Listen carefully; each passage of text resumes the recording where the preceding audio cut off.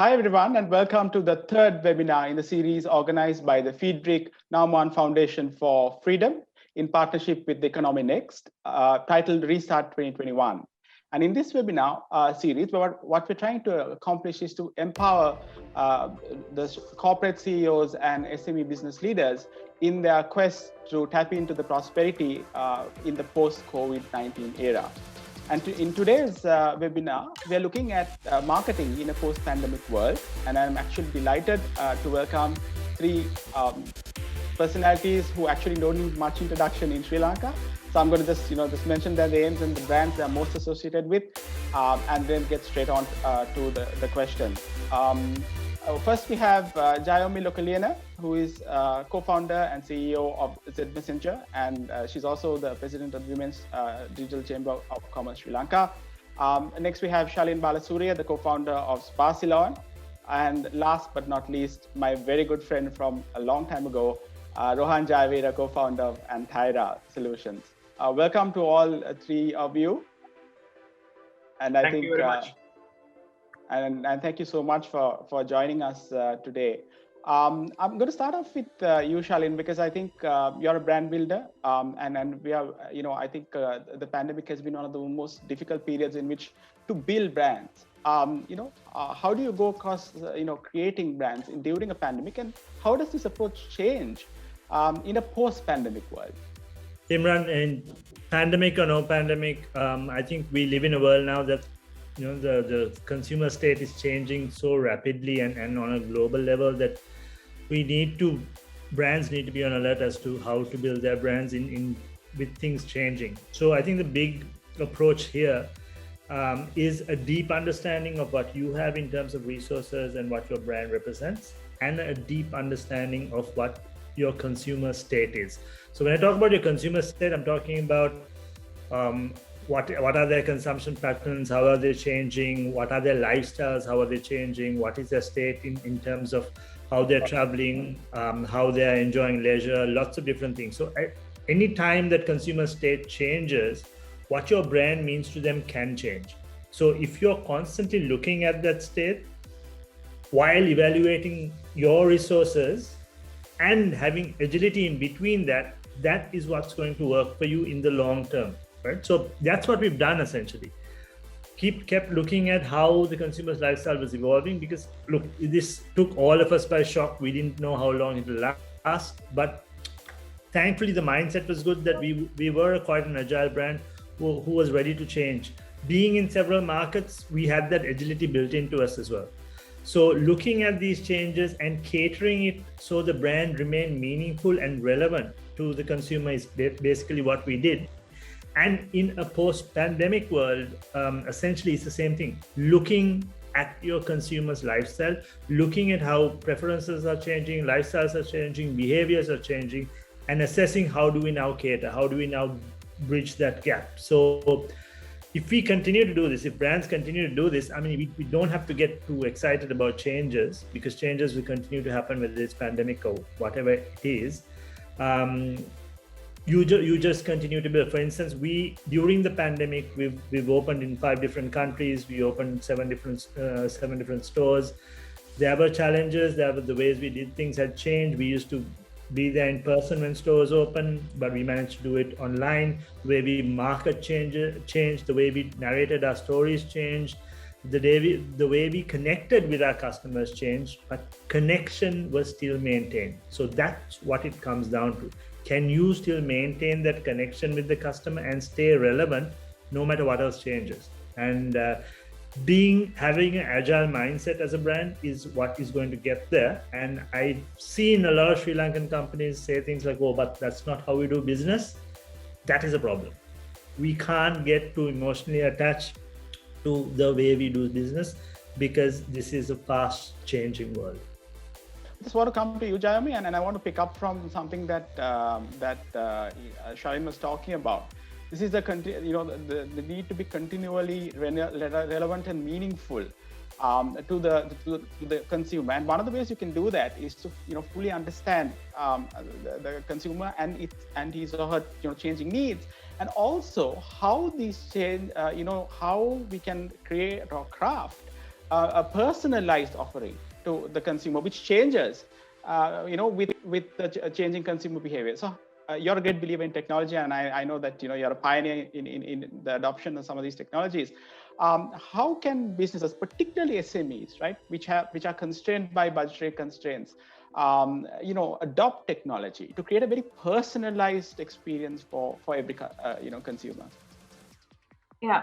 I was like waiting for the key word here, which is the consumer experience. I think number one priority for 2021 for most of the businesses, whether you could be a B2C or B2B company or even a hybrid, no matter whether you are SME or even an enterprise level customer, I think the number one priority is to optimize the customer experience. Why I say that you need to optimize customer experience due to many reasons, but I can kind of point out main three. One is, of course, when you optimize your customer experience, you can grow faster than your competitors. You can be on top of their customers' recall, as well as you can also, the important thing is you can predict their behavior before even they start their consumer journey. So because we all know the gateway, as you kind of repeatedly said, the gateway to this customer experience is to have the insight. So if your goal is customer relevance, then the key is actually the customer insight. So if you look at, locally as internationally, this didn't happen after the pandemic. The whole discussion on the experience and relevancy insight was going around. And some pioneering companies, of course, they invested in relevant technologies despite their size. So I'm not telling you need to be an enterprise level company to invest, but of course, the technology comes at a much, more accessible right now. So technologies such as AI, ML comes quite accessible. And for example, the simple thing you can even ask yourself is, am I capturing the customer's digital footprints with my brand and also outside my company?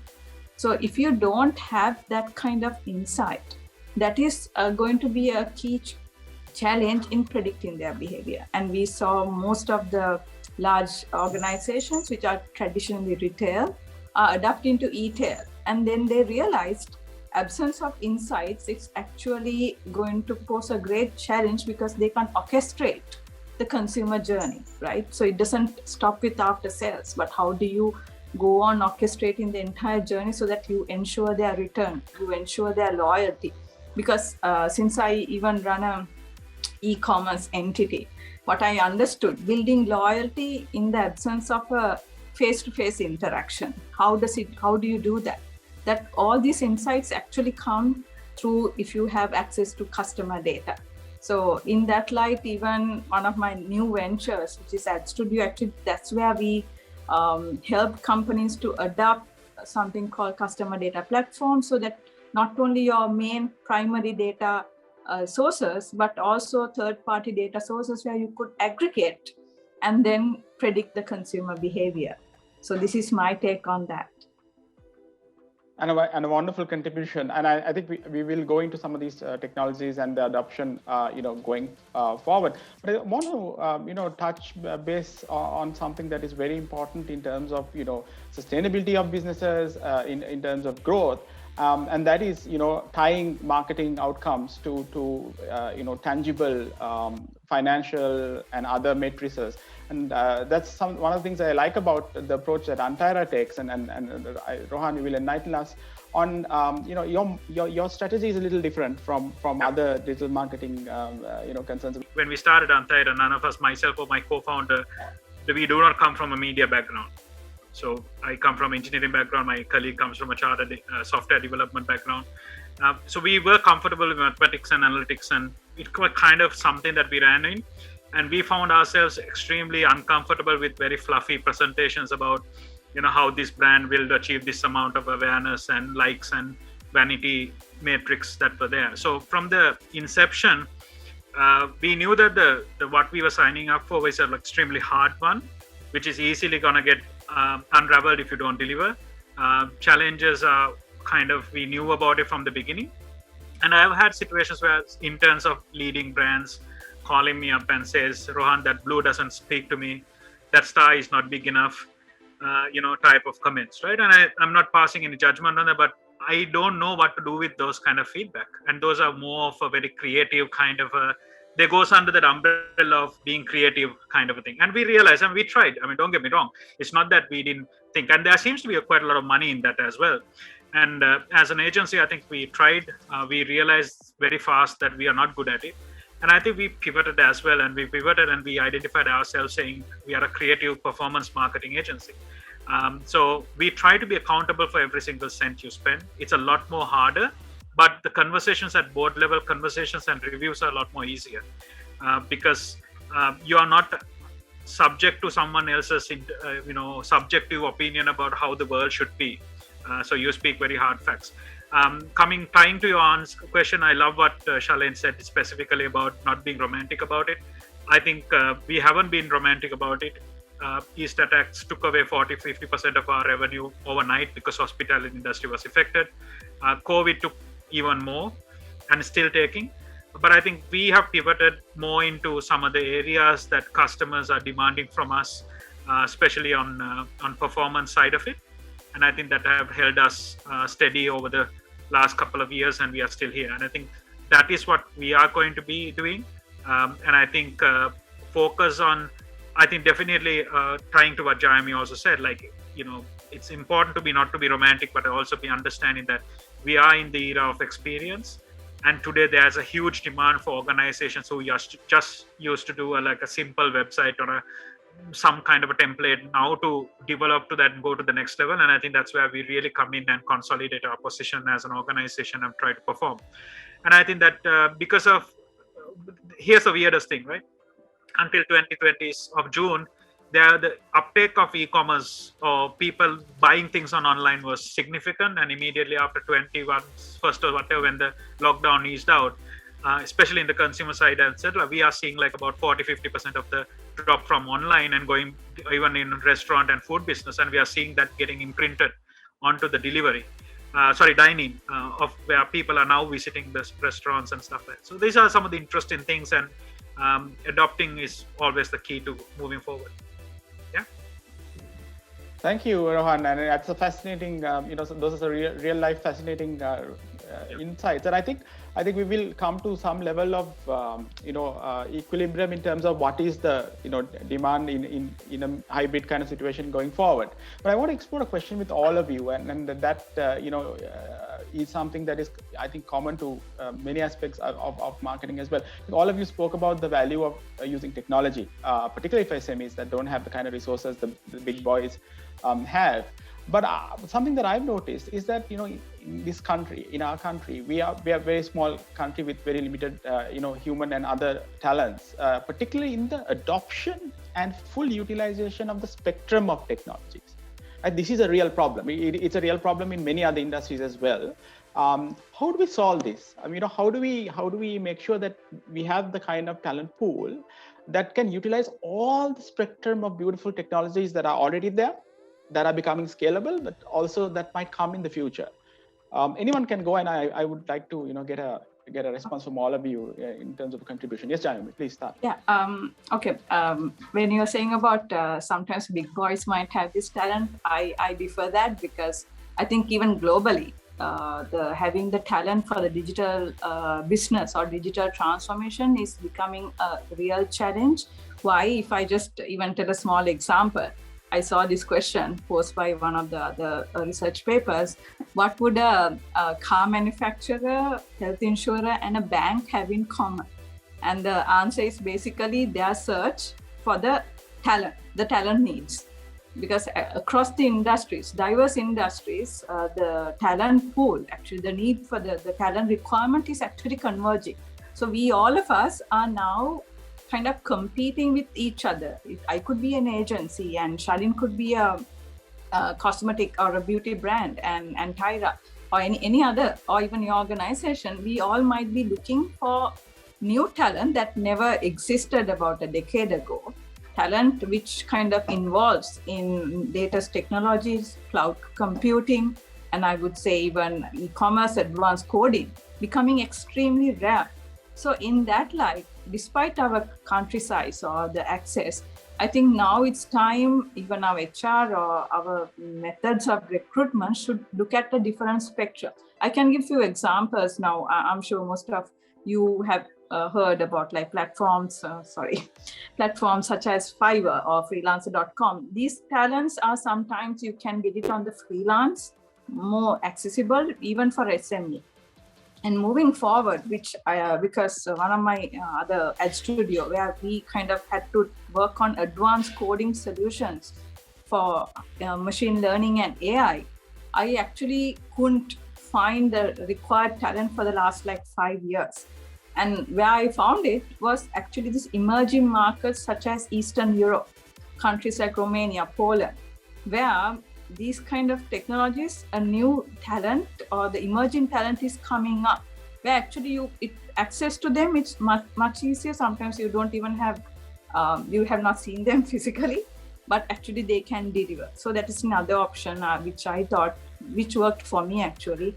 And then looking at adjacent companies and industries so that you might find similar talent, definitely from different sector, and also the graduate talent pipeline. So these things definitely, despite your size, can be alternative options for any company. If I may just add to that, Imran. Please, Shalin, please go ahead.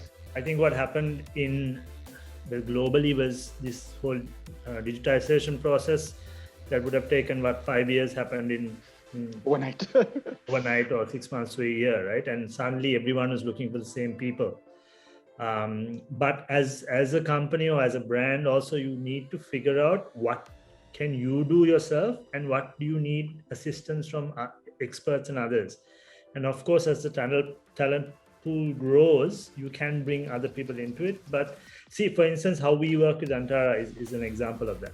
When it comes to the marketing side, like Rohan said, he doesn't understand what one blue can do to the other, but I do. For me, that particular Pantone is very, very important. So our side of our branding guys, who are very similar to the kind of people he has there as well, are handling all that side of it, handling the creatives, handling the look and feel, all that. And then we have guys like Rohan's team coming in who handle the analytics of it, handle the more, what should I say, handle the numbers better, understand the numbers better, and we work together pretty well. So we've realized, okay, who do we need to have in-house and where do we need to get professionals to come in and do their bit as well. The other thing we've realized, and something we had never used before, again, would have been a mindset block, is working with people remotely. So now we even have a bunch of people working for us remotely as part-time employees, but who are putting in the hours and delivering, which we would have never thought of before. And we only got to know that remote working works because we were forced to do it. So as companies looking for this talent pool, and given that everyone's looking for the same people, I think we need to figure out where do we bring in the experts and plug them in? Where do we need the people sitting in your desk or working for you full time? And then where can, like Jayomi said, can we get some resources from another country if needed? And plug in all those things to build the big puzzle. I'll just add a couple of points. I mean, I think it's spoken about it. First of all, I think, Imran, my personal opinion is that being the small scale allows us the ability to adopt technologies faster. That's my personal opinion, because I think that's the reason why a lot of organizations today have taken a bold risk of investing, doing stuff, because the risk of failure isn't that big compared to others, right? I think, we are looking at 20 million, effectively 2 to 3 million is what we are really talking about here when it comes to adopting massive new technologies at the very beginning, even less. The second part is specifically about talent. I think, we are, last time I did the check, that we are looking at about 25,000 people, undergraduates, people who are getting qualified for universities, and about 2,000 plus 3,000 engineers coming out every year. And these numbers are certainly not enough. And the number of people who are coming from all over is about 400,000, and there's a drop like that.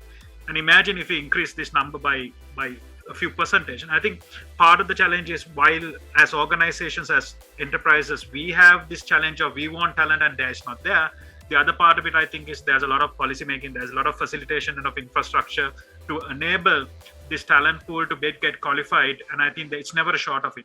I think I was very fortunate. I was part of SLTC, setting up SLTC at the beginning. Today, it accommodates 2,000 potentially university engineers that will come out. We can debate which quality or whatever, that's a different conversation altogether, but I think we are getting technical qualifications. So I think there's never a lack of interest by parents to put their children to these areas that are relevant today. Just that opportunities are so much seriously lacking, and I think we have to collectively provide. I think government has to provide that. That's my personal opinion. The rest of it, I think, is definitely, and also the other side is, like Shalin said, why do you need talent in Sri Lanka? I mean, why do you need talent to be here if the right person is in Fiji? Just a mechanism of how do we make that person contribute to our business is what we really need to figure out. So we need to really think about HR, policy, recruitment, package, compensation, all of that. So I think its changes are coming. COVID accelerated all of that, to be very honest, in my opinion. Fascinating. And one aspect to add to that is that when we're trying to motivate our students to get into a career, just like we're hiring from Eastern Europe, or working with people in Eastern Europe, or even places like Bangladesh for graphic designing and various stuff. Workers here, in Sri Lanka can also look at working for foreign clients and making money in foreign exchange, and I think that's that kind of I think Rohan and I have worked on this many years ago, on how to motivate the younger generation. I think that is a very critical aspect, to show them the opportunities that a career in digital marketing can go on. I think all of us can work on that, and I think that's something we can work on in a post-pandemic world as well.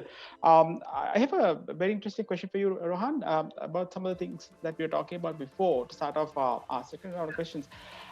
Look, during the pandemic, a lot of the models that marketers and even businesses use to forecast demand, basically using historical data, kind of went out the window, right? And you were giving a classic example of our e-commerce place. I had a CIO send me a message saying, look, we had only 100 customers in our online supermarket website, and then overnight when Sri Lanka shut down, there were like 10,000 different orders an hour, let's forget about it, a day, and obviously coping is difficult. So I mean, and you also allude to the fact that these trends keep changing as the country opens, closes, opens, closes, and we'll get to some of it. So how can an organization acquire real-time data that also keeps changing? How do they acquire it, analyze it, and kind of interpret it in the right way, that they're always on the ball, irrespective of the kind of changes that are happening in society?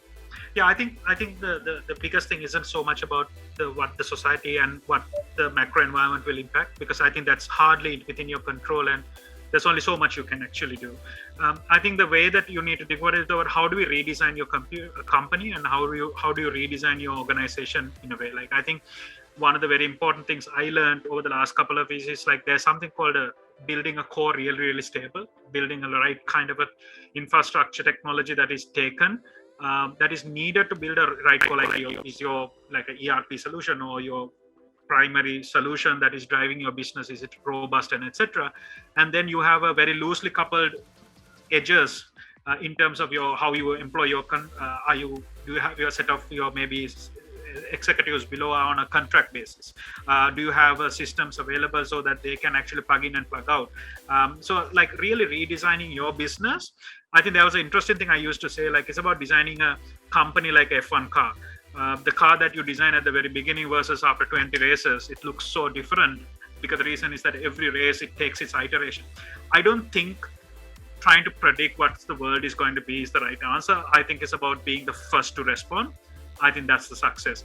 Today, as I said, the patterns of analyzing buying behavior it's stupid, because the closest data we are looking at is, let's look at 2018 last 6 months, or 2019 first 2 months, first 3 months to analyze. That's 2 years ago. How is that relevant anymore, right? So I think it's not really possible. I think it's just about building that level of agility at the edges, and thinking about, like, how do we iterate as fast as possible while staying true to your core. I mean, for me, that's what we try to do.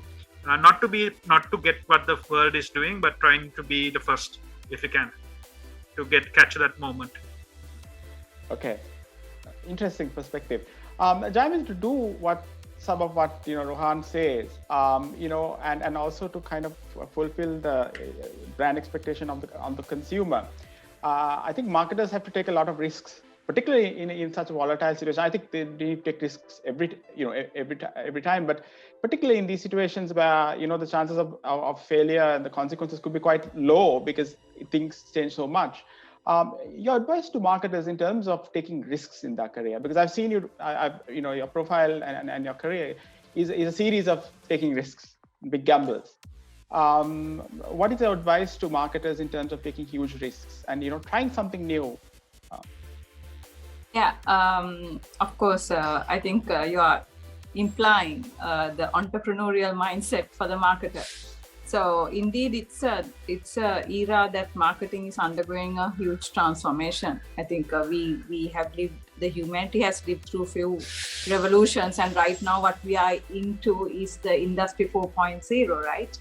So in that context, it's not especially in terms of even marketing organization, the organization structure, the digital dexterity, and as well as brand strategy, everything is kind of requiring a massive change. So in that context, I think for a marketer, the main thing, what I feel like, if you're an enterprise marketer, the best closest example you could look at is to adopt a mindset of a marketer in a startup or a smaller company, which I would see, because I can even relate to my own experience.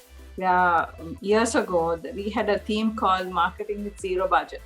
So which actually means how do you work under limited resources but unlimited pressure, right? So that's that number one mindset change that you need to go through.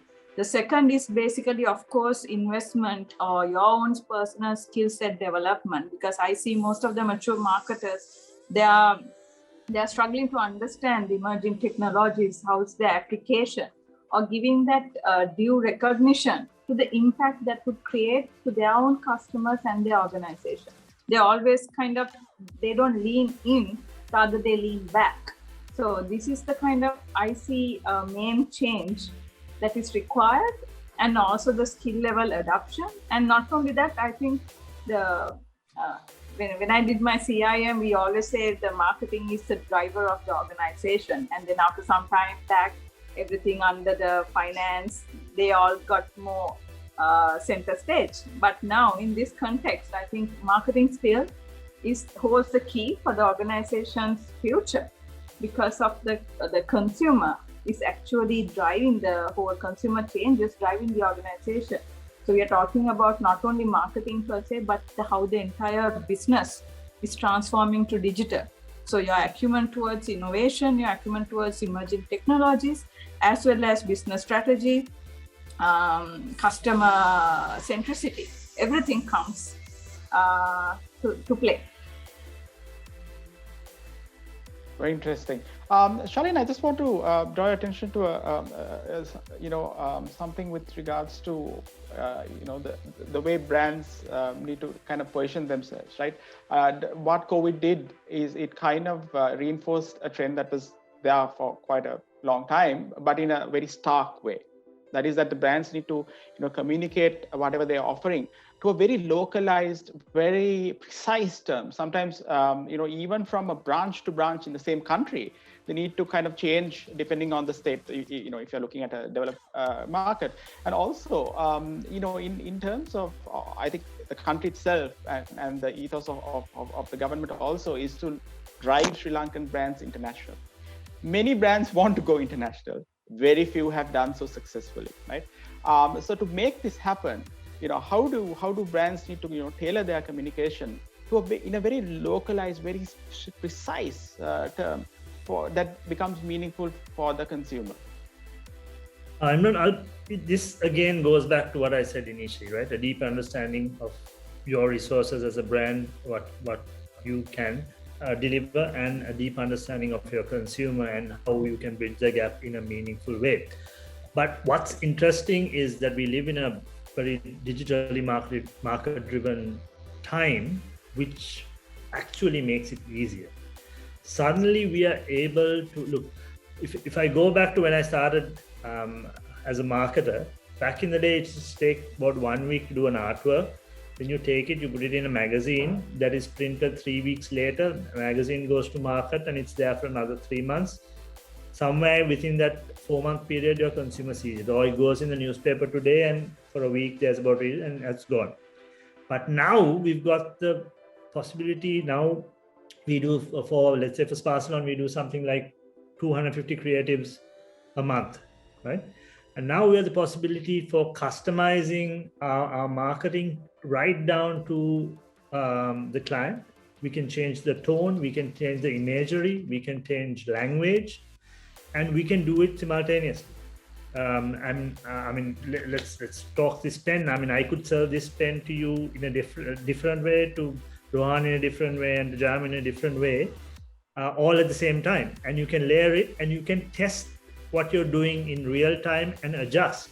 So what a great advantage to have. Yes, there are privacy things coming in, things are changing, but there's always ways of looking at information and handling information, and the speed to your consumers is much faster. And also what we need to understand is how branding and marketing works has changed a lot. Branding used to be, hey, this is my product, this is what it does, here it is, come and buy it. But now the branding conversation is two-sided. I can come and tell you, here's my product, come and buy it, all I want. 20 people could get together and tell me, no, that is not your product, this is actually what your product is, and this is what it's worth. And it then snowballs, because everyone has a voice, and everyone has a voice that can be amplified, right? So this is the world we live in. So it has to be a give and take. So brands that understand how to create that link between the consumer and start speaking the same language. What are the buttons you're going to push so that what you want to say as a brand is what's going to come out? Those are the brands that are going to be very successful. And I said this in a webinar with Rohan last week as well. At the end of the day, all these technical things end at an emotional decision, right? And we can't forget that there's emotional decision at the end of any purchase. It could be a technical purchase or whatever, but ultimately either it makes you feel safe, happy, pretty, whatever, right? So how do we make the customer continue to feel something? And this personalization is a great way of doing it, right? So we need to start understanding. That's actually something that COVID taught us quite a bit as well, as to how to layer our marketing in a way that we can talk to multiple people, like talking to them individually, but do it at the same time and continue to test and adjust. So I hope that answers what you asked me. It does. Rohan, Jayomi, would like to add something to what, yeah, please, Shalin said. Jayomi, would you like to add something to that, or should I? Yeah, so I think Shalin was reiterating the fact of the relevancy, and in terms of course, the emotional element. How do you trigger that element? Again, that boils down to how well you understand your consumer, how well you could predict. And actually, I was I think a year ago, I was at this particular conference, and they were showing how even technology tools, because he was talking about creating 250 creatives.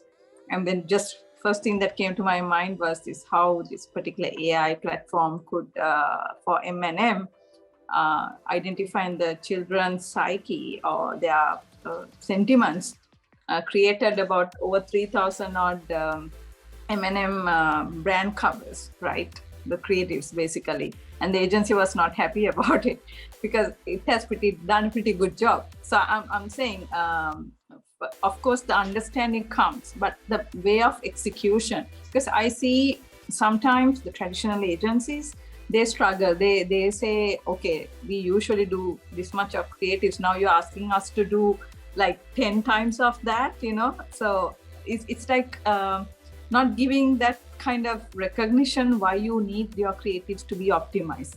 So there are actually platforms, but I think human still sentiment would come in, and agencies, if they want to be in this game, I think they need to adapt to that mindset. You need to have agile content, which is in numbers, because each content is personalized to the consumer based on their insight. So this is what I need to say. I mean, I think I'll just add something like similar to what Jayomi said, like, just because the quantity has gone up by 250%, unfortunately, the customer budget never goes up like that, right? And I think then how do you really give? And I have had situations where a customer come and said, like, let's do a New Year campaign, right? And that translated to like 16 different executions, close to about 100 different visuals. It's madness in that way, and the budgets doesn't go up like that. So I think agencies have a tremendous amount of pressure, tremendous amount of responsibility on how to manage that and set expectations. And I think, as I said, and if every creative also goes through 3 different iterations of changes and whatever, then it just doesn't make any financial sense to be in that business anymore going forward, right? If you are just taking more pain for less money going forward. Like, I want to just add something about going abroad. I think a lot of things I feel is that a lot of organizations in Sri Lanka, because of our size and the way that we operate and all that, we are very relationship driven society.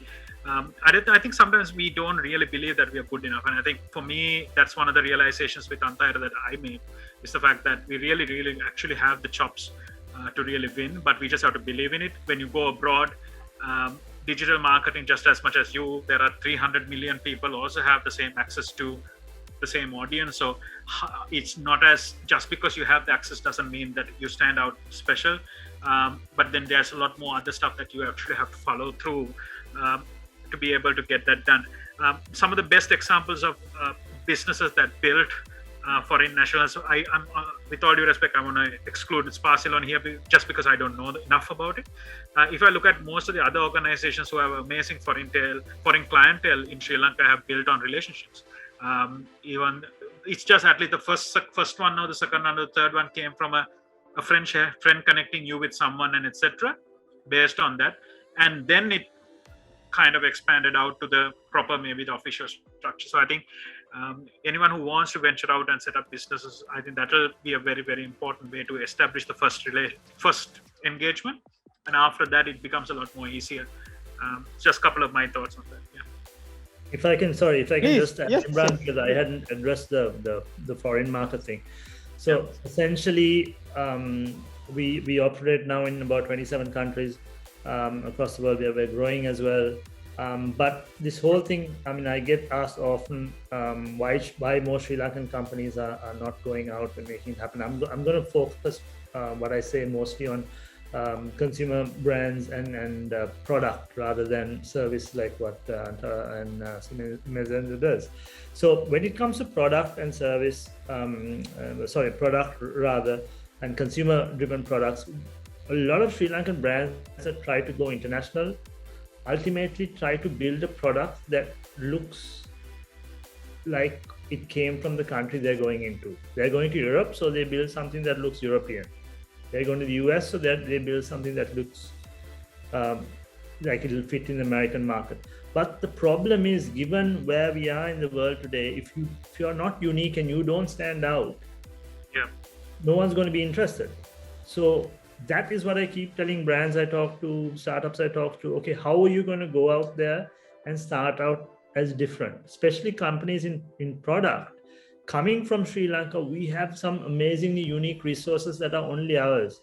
Our flora and fauna, our culture, all those things that we can combine into our story. And we should tell that story. And that story is going to make us stand out. And look at some of the brands that have gone out and been successful, like Dilma, for instance, right? Which is, every time I'm asked the question, people say, okay, Dilma has passed it on, has gone out, why isn't anyone else? But because look what we're doing. We are essentially selling a story from this island we come from. And that is a unique story that no one else can tell. And that's resonating with people. And in a very globalized world due to technology, everyone is looking for unique experiences. And we have so many of this in this little island of ours. Why not go out and tell the stories, give the experience? Yeah? So for any product people watching, please focus on what we have, build your products around that, because there's a lot of interest, especially post-pandemic as well. People are realizing the ingredients, people are realizing the importance of all sciences, people are realizing the importance of nature and so on that we have so much of. So let's leverage on that. I think it's very valuable insight. I think you need to believe in your own offering. That I think that is the key thing. And also, as Rohan says, relationships matter. So I think those are the two things. In addition to tailoring your offering, is something that our marketers and even our CEOs need to look at. And I think this confidence issue is something that we're trying to address with this webinar series, and it can be done. You just need to believe in yourself, and you need to believe in the prosperity of the post-pandemic era.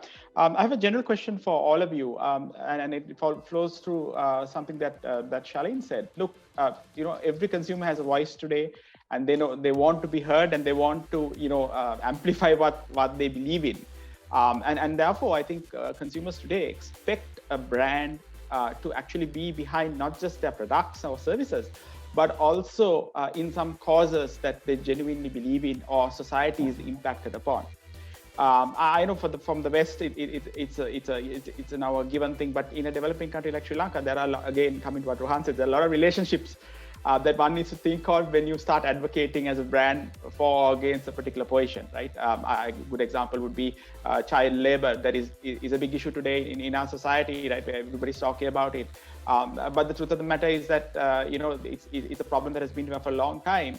And if you take, say, where these child workers are coming from, it's to a large extent from the Central Hills, and that is a sad legacy, perhaps, of our plantation industry or country. So when you start talking about it, are you talking about the wages and the kind of working conditions and so on? So there's a lot of conflicts of interest in our part of the world. How do brands, get behind causes and keep their relationships plus become effective? So it's a very interesting question, I think, for brands in Sri Lanka going forward. I think unlike other normal times, the times of crisis, I think it exposes who we really are as organizations, as also individuals, and as brands, right?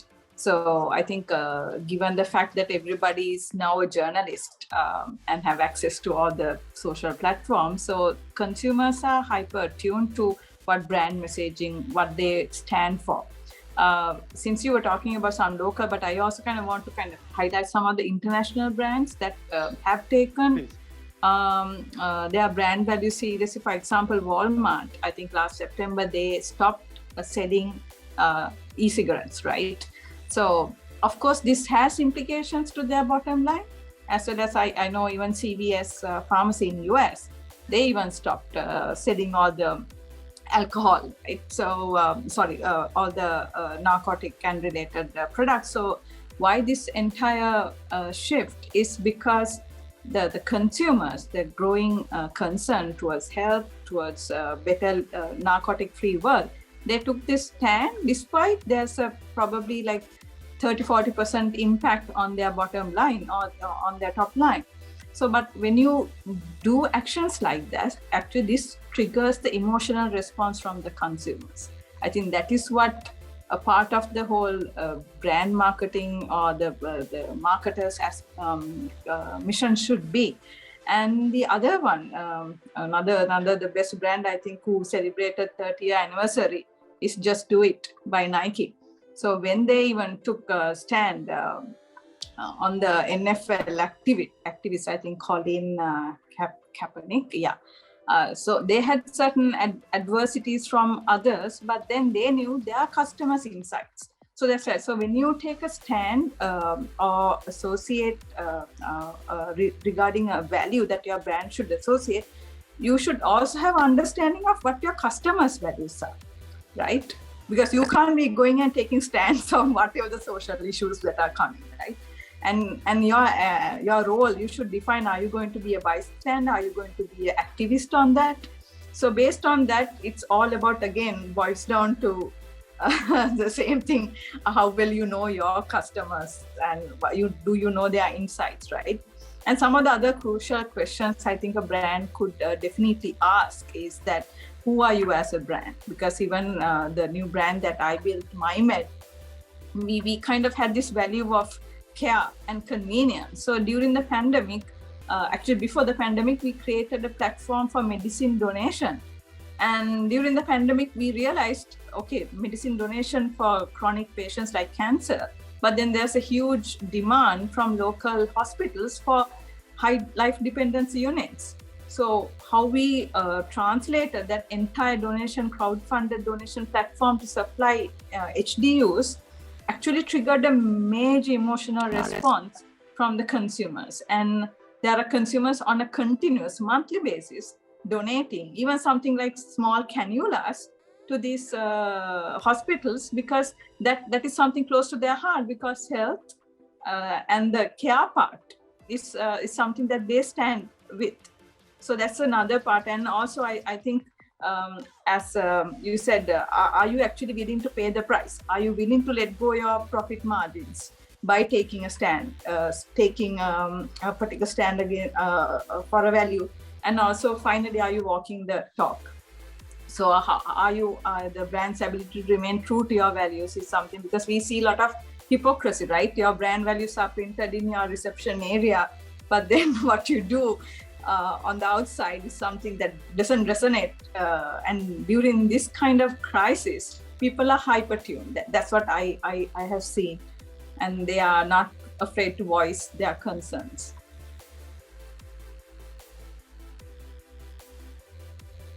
Shalin, Rohan?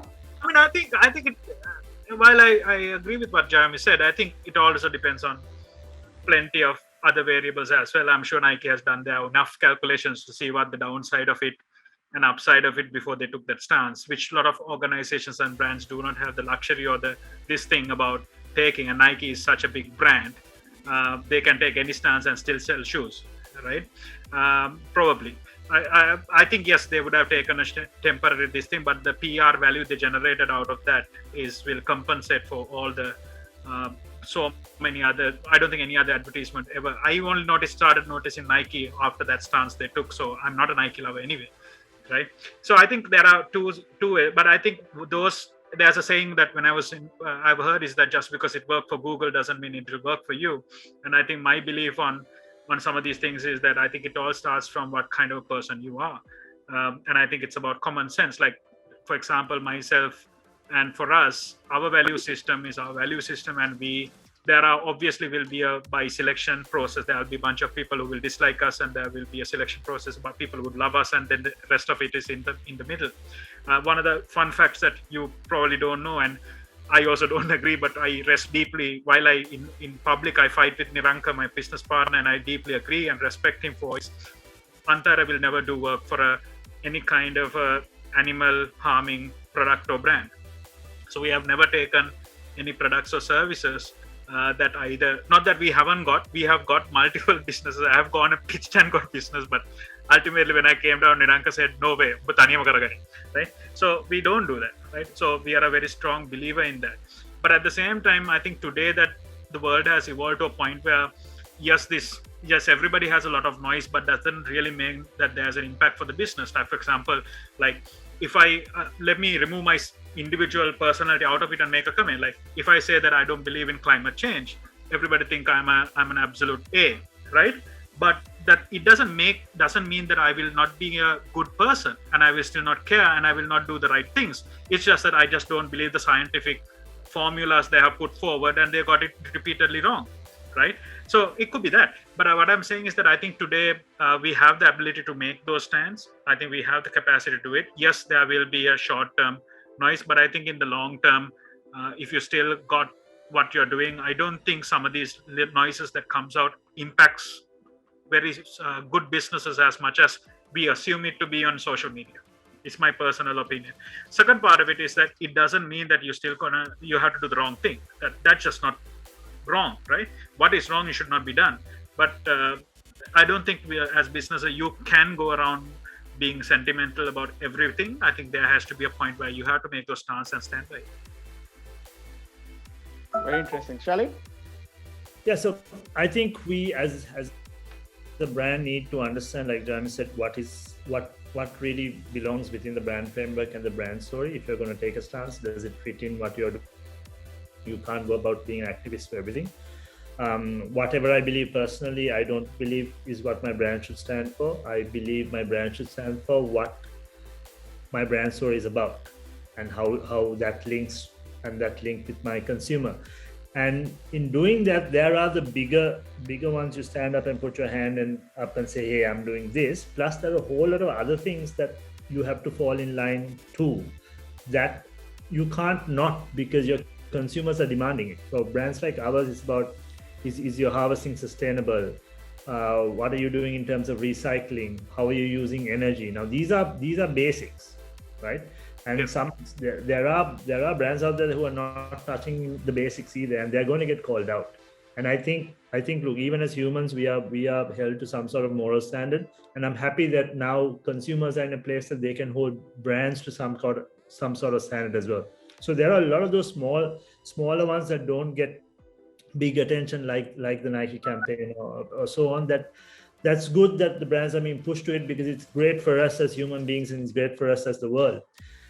But when you do put up your hand for those big causes, and if you want to champion a cause, you should make sure that it's within your brand story. Otherwise, it just doesn't make sense. It's not going to connect with your consumer, and it just shows that there's no authenticity in what you're doing. So I think that's the takeaway I'd like to leave on that. Jayomi, do you want to add something to that? Or? Okay. I think Shalin kind of resonates with the same principle I spoke about. And one more thing, societal issues is one side, but the brand values that you have orchestrated, usually it comes down from usually the founders of the company, right? So that, and living those brand values, are you actually living up to those brand values which you communicate to your customers? That's another part of it. So these are the two-sided, of course. The societal level changes. Are you driving the society towards something better by taking a stand? As well as the values that you have orchestrated, are you living by? Are you walking the talk, kind of a thing? So these two things, I think we have to, as a marketer or as an organization, it's really important in this era where everyone has a voice across different platforms. Yeah, vaccinating at a blistering pace. So one of the highest rates of vaccination in the whole world. One nugget of a gem of information that you can leave with each of you, please, for our future marketers or those currently in it as well. I think the one big thing I'd say is continue to have a deep understanding of your consumer. That's the beginning and end of everything for me as far as marketing is concerned. Continue to keep learning about your consumer. A never-ending journey, isn't it? Yes, Jayomi, please. Oh, sorry. No, I was saying my one nugget might have about 3 facets. Is that okay? Because it's kind of connected. Of course, you in this post-pandemic era, I think you have to balance risk aversion with the growth.